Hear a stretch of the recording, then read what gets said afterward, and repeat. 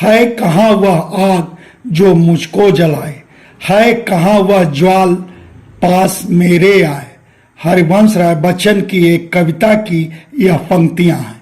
यह कविता प्रायः दीपोत्सव पर ही सुनी सुनाई जाती है और संजोग से इस समय हमारा देश समाज दीपोत्सव के उल्लास उमंग में ही डूबा है और कविता की इन पंक्तियों की चर्चा के लिए एक और संजोग बना है।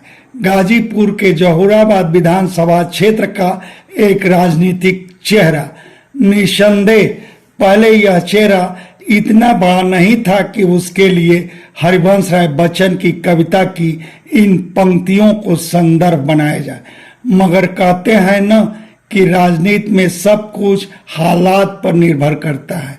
हालात ऐसे बन जाते हैं कि राजनीति में पिछली कतार में खड़ा बंदा अगली कतार में जगह बना लेता है और कुछ ऐसा ही हुआ जहूराबाद विधानसभा क्षेत्र में भाजपा के जिला पंचायत सदस्य राजकुमार सिंह झाबर के साथ। यह माने कि कुछ माह पहले तक झाबर सिंह की राजनीतिक पहचान अपने क्षेत्र तक ही सीमित थी, मगर एक इंसिडेंट ने उनकी राजनीतिक पहचान एकदम से जिला स्तर पर पहुंचा दी। वह इंसिडेंट भी कोई बहुत बड़ा नहीं था, बल्कि यूं कहे कि एक राजनीतिक कार्यकर्ता के लिए वैसे इंसिडेंट रूटीन के हिस्से होते हैं, मगर उसमें राजनीतिक साजिश ऐसी हुई कि वह खुद ब खुद बड़ा इंसिडेंट बन गया और झाबर सिंह के समर्थन में भाजपा का न सिर्फ इलाकाई बल्कि जिला नेतृत्व समूह तक खड़ा हो गया।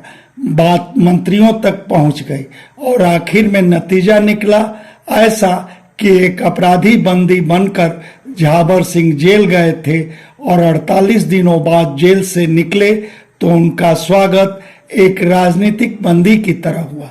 पहले तो जेल से बाहर आते ही भाजपा कार्यकर्ताओं समर्थकों ने उन्हें फूल मालाओं से लाद दिया। फिर झाबर सिंह को अपने घर कासमाबाद क्षेत्र के सेमौर तक पहुंचने में घंटों लग गए। रास्ते में जगह जगह उनका स्वागत हुआ। स्वागत का अंदाज वैसा ही था जैसा कि एक विजेता योद्धा के साथ होता है।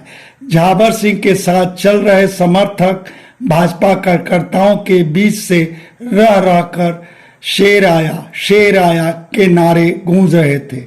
तो चलिए हम उस इंसिडेंट की भी आपको याद दिला देते हैं। बात बीते 2 सितंबर की है।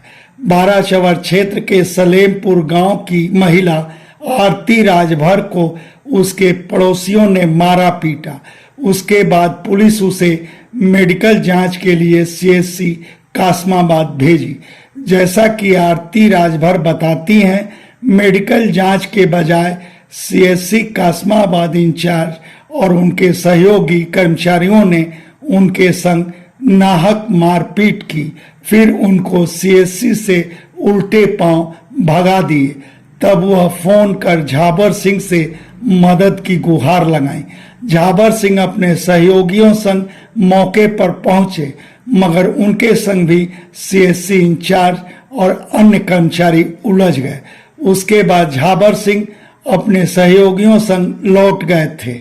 उस वाक़े के बाद का घटनाक्रम झाबर सिंह के समर्थक बताते हैं कि वहीं से झाबर सिंह के विरुद्ध राजनीतिक साजिश शुरू हो गई।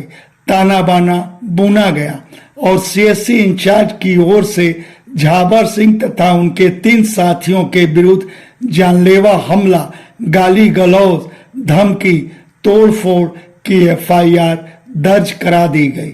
उसके बाद ही पुलिस फोर्स झाबर सिंह के घर रात के पहर उस अंदाज में धावा बोली मानो झाबर सिंह राजनीतिक कार्यकर्ता नहीं बल्कि एक दुर्दांत अपराधी हो। पुलिस घर में तोड़फोड़ की और झाबर को घसीटते हुए अपनी गाड़ी तक ले गई और सुबह उन्हें जेल भेज दिया गया। लिखा पढ़ी में आरोप बेहद संगीन थे। उसी हिसाब से धाराएं भी लगी। कथित पीड़ित सीएचसी कासमाबाद इंचार्ज राजेश कुमार अनुसूचित जात के हैं, लिहाजा विवेचना की जिम्मेदारी बहैसियत गस्टेड ऑफिसर सीओ कासमाबाद ने संभाली, मगर सीओ कासमाबाद की विवेचना में झाबर सिंह पर लगे कई संगीन आरोप मनगढ़ंत साबित हुए।